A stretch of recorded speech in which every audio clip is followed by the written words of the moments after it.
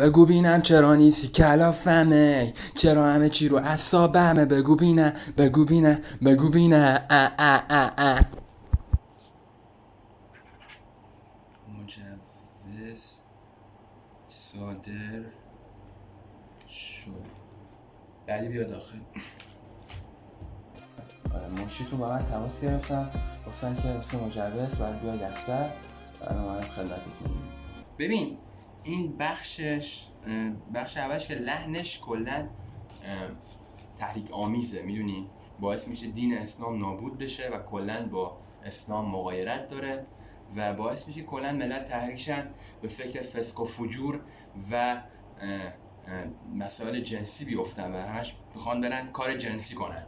مشکل داری بی‌ناموس، ما داریم زحمت میکشیم. شما نمیدونم چی کاری کنه، اصلا این کلون مشکل داره.